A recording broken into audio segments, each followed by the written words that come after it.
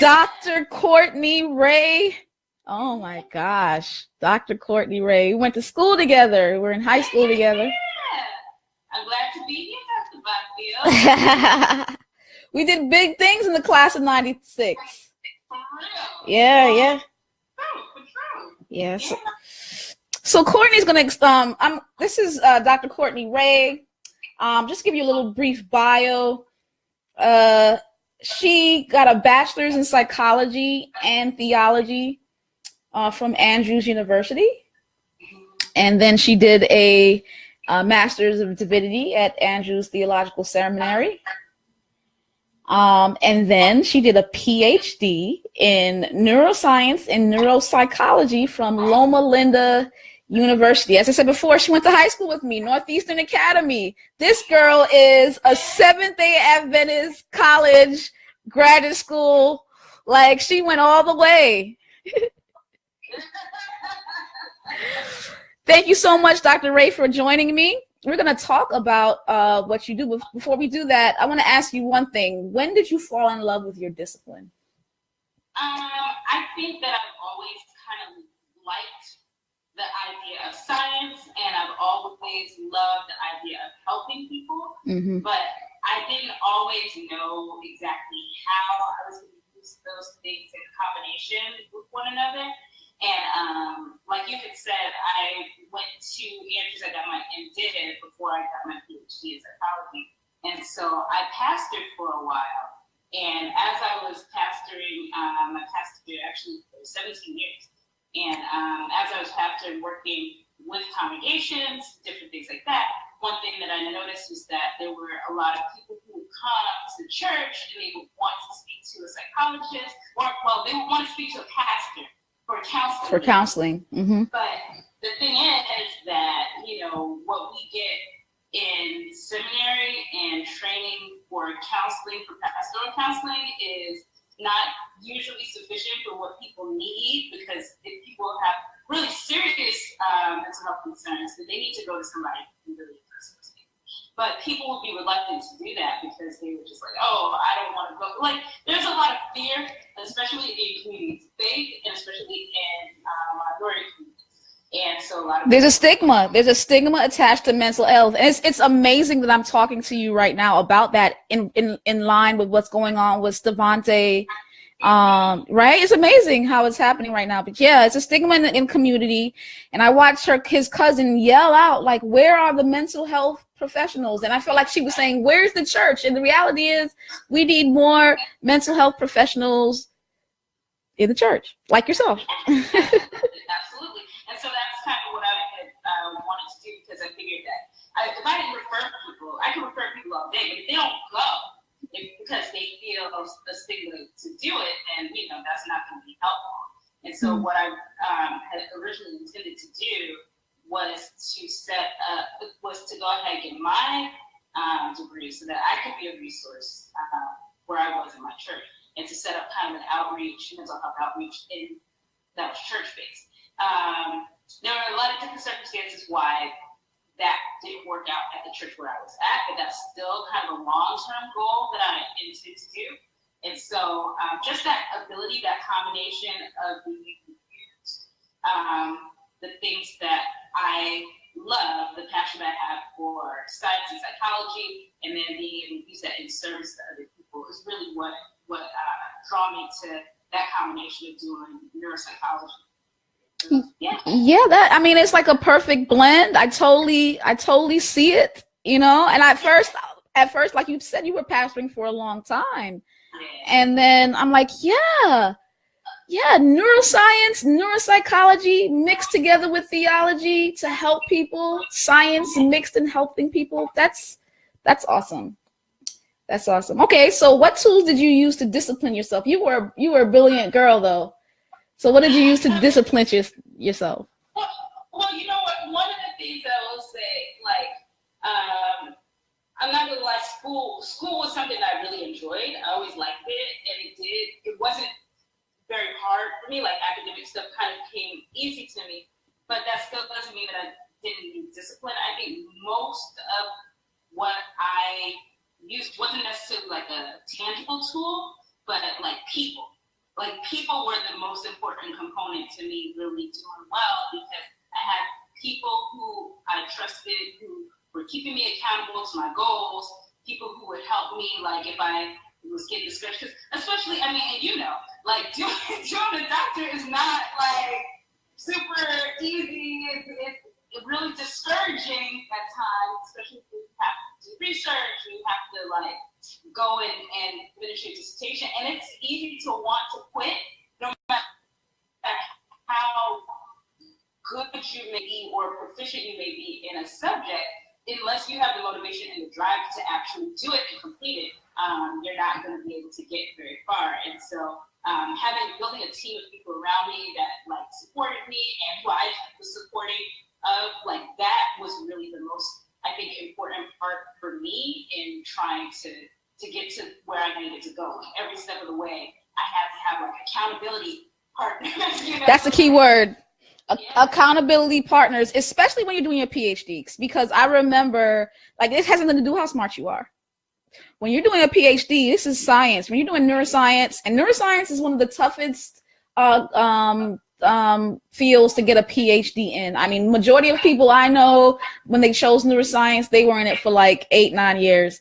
And it's not because of how smart you are. That's the difference. Like with medicine, you can be smart and you just pass all the tests and you do all the, but in PhD school, you have to do experiments and they have to build a story.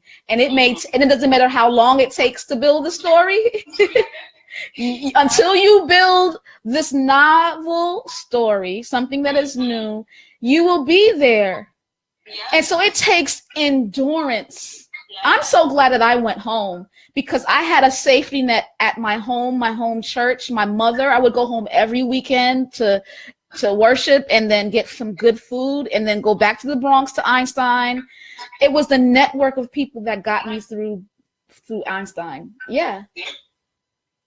Seriously. And that was really one of the reasons why going to Loma Linda, I had a lot of friends who were in that area. I worked while I was going to school. Wow. So I still had people who, colleagues of mine who, like, really encouraged me, and, just different people who I had gone to seminary with who were with me and were like, keep going. And so, people who were inside the program and outside the program. And so I would go to people's houses, like, sometimes there's a couple. I want to give a shout out to Dillis and Delaware Brooks. Yeah, Dillis. Like, so Dillis is associate chaplain at Loma Linda, and she's a really good friend of mine. Her and Delaware are good friends of mine from seminary, and they live near Loma Linda, and their kids are like my nephew, and I would go to their house like multiple times a week, and they knew that on Monday nights that I'm coming over and have food for me, and right. and asking me and keeping me accountable. What are you doing? How are things going? All that kind of stuff. Praying for me, with me, all that kind of stuff. So, I mean, if I was by myself, I don't know if I would have been able to finish. Like you said, like, going home was big for you. I think it would have been really difficult for me if I was, like, in a place where I didn't know anybody, or if I was just by myself. Like, I would just be like, I don't know. It's tough. And so those of you who want to get a PhD in the sciences, either build a safety net or go to a place where there's a safety net. I think that's awesome. That is some awesome advice. And let's move on. So we have challenges. What were your challenges? So what would say, if I didn't have that safety net, I don't know what I do, because these challenges, what were they? Well, one of the crazy things about it is, so in elementary school and high school, I was, like, always the youngest person, because I kind of skipped ahead a few grades or whatever. And so I was always the youngest person in my class, like, all the way through seminary. Like, even I took a year off between undergrad and grad school, and I was still, like, the youngest person in seminary, like, for the longest time. So, like I said, I spent time where I took time off between my master's and starting my PhD. And so I took, it was about 10 years before I started my PhD. Mm-hmm. And so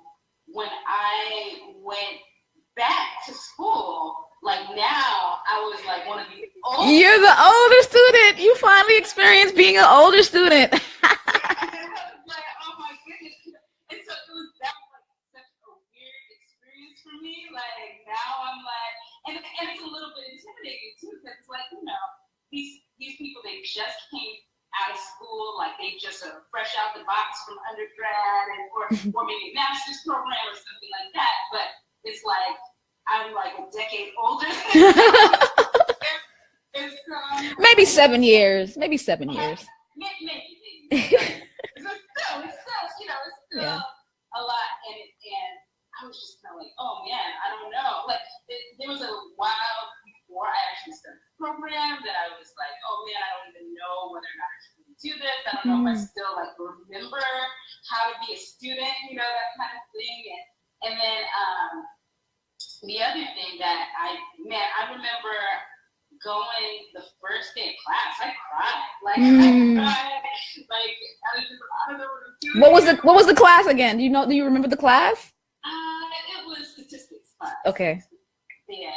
And it wasn't that the material was hard, but I just felt like because I had gotten turned around at the campus, and then I got second, and I was just like, I just felt it just was so overwhelming. Like everything was just all overwhelming, and I was just kind of like, I don't know what I'm doing. Yeah, I feel like it feels like you didn't feel like you belong there. Yeah, exactly. Right? Like you've been such a great student. Like you said, you got skipped. You were a young student when we were in high school together. And I felt like you fit right into class of 96, even though you were younger than us. So this is the first time you started to feel like you don't fit. Like you have this this, one of the biggest things with women in science, right? This is our last, even though it's April, it's like, it was really March 31st. Like, but we just finished Women's History Month. And one of the biggest things for women is that we have this imposter syndrome where we feel like we don't belong. Hey, Patricia. Hey, Dana. Hey, Esther. Hey, Damaris. Thanks for joining. But yeah, so it's like you don't belong. So you were feeling like you didn't belong. Absolutely. Yeah. And to be honest, there weren't a lot of people of color who were there. So I'm just by myself. I'm the lone person, the oldest person, and then I'm a person of color. And then, that was just really difficult for me to just feel like, oh man, this is something that I have to do alone. Right. I feel like you had to do it alone. Feel like you were alone and you didn't belong there. Okay. So what are your challenges now? First of all, tell us what you do now. So now I am in private practice. I don't have my own private practice, but I work for a private practice.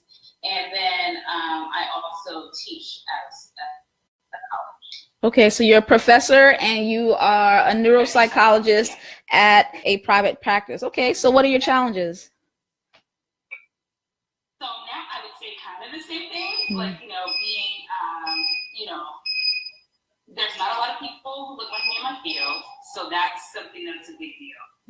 There's not a lot of, especially in early career, trying to figure out what you want to do, how you want to do it, where you want to go in life. And so just figuring those things out, those are a big challenge. And having mentors, I think, is the most important part of that. Okay, so still having that challenge of feeling that you don't fit. Yeah. Imposter. But then once you find mentors and people who can still the same thing as before when you were in grad school, accountability partners, those who keep you focused, keep you prayed up, keep you motivated. All of these things will push you through. Okay. Yeah. Listen, women in science, especially minorities in science, we it's like a double whammy. We feel like we're imposters, like we don't belong. And when we don't see anybody, we're like, I don't belong. Okay. So last question. Go ahead. We have big conferences and stuff like that. And when you go to the conferences, there's like thousands of people. Like APA and psych neuroscience and stuff like that. And when you go there and it's like exactly. I do it all the time. So just let you know, guys, when you're in science, We have to go to conferences, we present, and many times we're the only ones there. Very few African Americans, very few minorities present. And all of that combines, you just don't feel like you belong. But you just got to fight through. You belong. You belong. You did the work. You studied. This is your passion. You know, you belong. And you just have to fight through that feeling of, you know, it's an inner feeling of inferiority. All these things can come up, but you can't let it affect you. Yeah. Last question. What's your favorite part? What's the favorite part of your career? One of the things that I really like is the fact that what I do is so diverse. Like, I did some work at a hospital before, and now I work in private practice, and sometimes it's forensic work where I'll go and I'll do things that, like, the court system, testifying for families, and or testifying for criminals, or wow. on cases like that. Yeah. And so there's a lot of different things that you can do in neuropsych that, you know, there's always a different type of aspect. So if I get bored in one area, I can go to another area. I thought that what I really wanted to do was, you know, work like in doing the big-based industry part of that. And I still do want to do that. That's not what I'm doing right now, but what I am doing right now, I really enjoy. I want to get back to that other first goal, but like just being able to have that diversity. Yeah. It's very cool. Very cool. So like it's basically when you go to the court, you know, it can be for or against the defendant saying, you know, they were mentally challenged at the time, insane, or they were not, they were fit. You're in the wow, Courtney. That is awesome. Yeah, but then you could do counseling, you could do therapy. It's just broad fields. That's the beauty of neuropsychology. It's still connected heavily to science, but definitely emotions as well, and people. Well, I mean, I think, you know, I'm going to be doing a series in May. May is Mental Health Month, and I'm really going to talk about the neurobiology of trauma and mental health, because I don't think people know that a lot of the times this is something that's biological. This is not emotional. This is not, you know, something that's only emotional or only with people. This is something a lot of the times that's going on scientifically in people's brains. Yeah. Did you value studying that? The brain? Oh yeah. I mean, there's so much of the research part of it that goes into the practicing, because like you just don't go out and counsel people or direct people to do rehab in certain ways. You have to have a lot of research behind that and applying it. And so knowing all the stuff that goes into that, neurotransmitters, chemical imbalances, things like that. I mean, there's a lot to study. I mean, there's so much that we kind of think we know, but there's so much more that we don't. Yeah, the brain is tough to study. It's tough to study. And I'm going to really talk about how we really think we know, but we really don't know. Don't know. Well, thank you. Go ahead. I said, but that's all science. Yeah. You know, where you have this little piece of information and you try to grow that.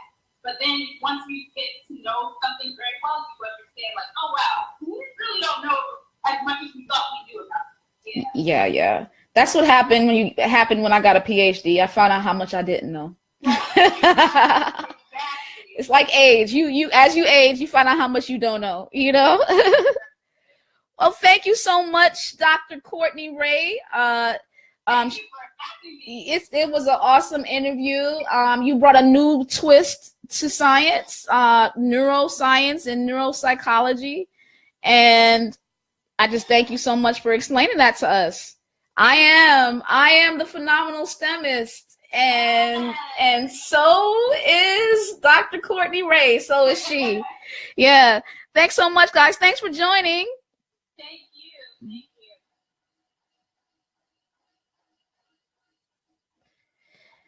All right.